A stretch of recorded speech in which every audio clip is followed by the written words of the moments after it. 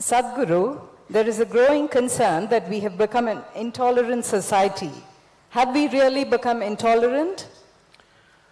If you're living in a newsroom studio, a television studio, then yes. But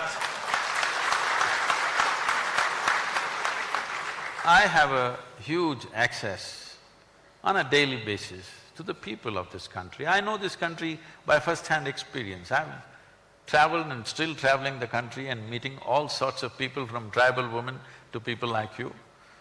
So, in my experience, the differences of caste, creed, community has come down a lot compared to how it was 25 years ago, a lot.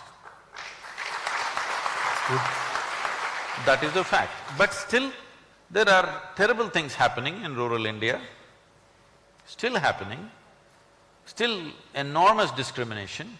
But compared to how it was 25, 30 years ago and how it is today, there is a world of change. There is a huge change. If you do not understand, 1,000-year-old problem cannot be fixed overnight. We just have to keep pushing the positives and get it there. I will tell you a simple thing. This is almost nearly maybe 36, 37 years ago. When I first was in a village in Tamil Nadu, I decided to do a program. So somebody offered their large home, so about 150 people turned up. We did the first day program, then we served a meal to all of them. Second day, only about 75 people turned up. Then I asked, what happened? They said, those people that we called yesterday, they are all that particular caste, whatever that is, we cannot eat with them. I said, then I cannot teach you all this. I did not teach, I closed and went back.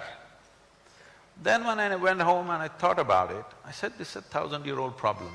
Either you can work towards solution, or you can just be very righteous and leave it right there and walk home. Then I went back again and I said, okay, you guys have problem eating with them, don't eat with them.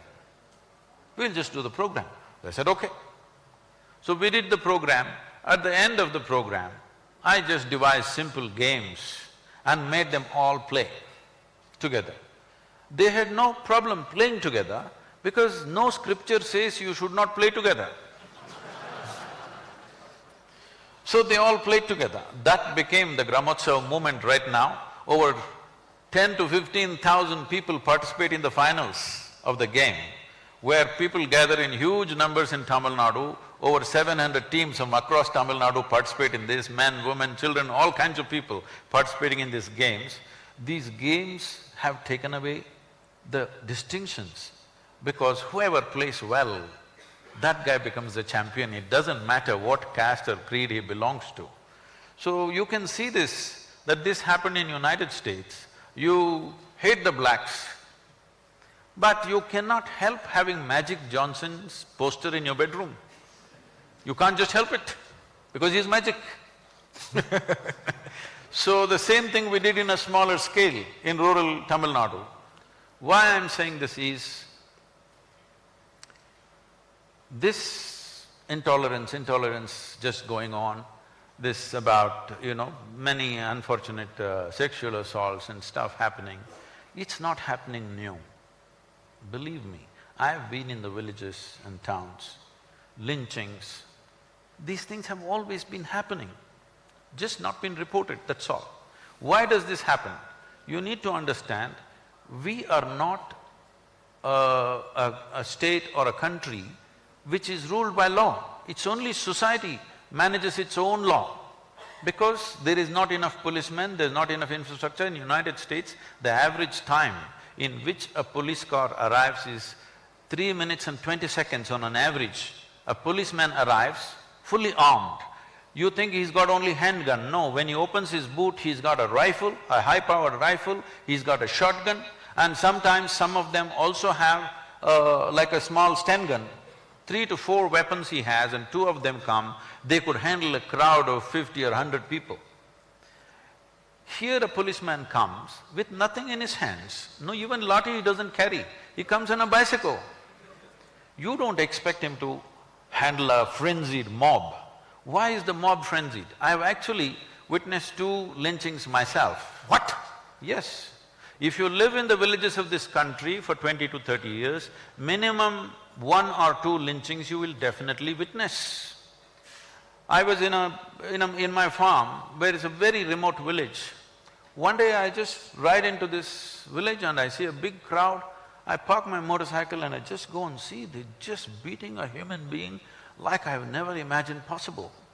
Then I try to get in and try to stop them. They push me aside and they go ahead, and the guy dies there on the street and they bury him right there outside the village. Then the sub-inspector of the local, not in that town, somewhere else close by, the police station is some 10-15 kilometers away. He was a friend of mine, he was my batchmate. So I went there and I told him, what is happening? You need to do something about this. He said, I know about it, you don't get into this affair. Somewhere they're building some small dam and somebody starts a rumor all over the place that they're taking children and sacrificing for this dam. In every village this is happening. Any strange-looking guy enters that village, it's finished. They're going to steal their children. So now it is found technological support, the rumors are spreading much faster. But even before it was happening, unfortunately, this is because there is no law enforcement.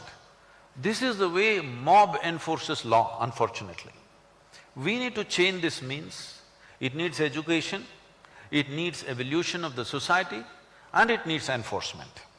We are not capable of enforcing law for 1.3 or 4 billion people with the number of policemen that we have. It is always the society which decides how to enforce the law. So it is very sad, but today people are catching it on the mobile phone, so you're seeing it.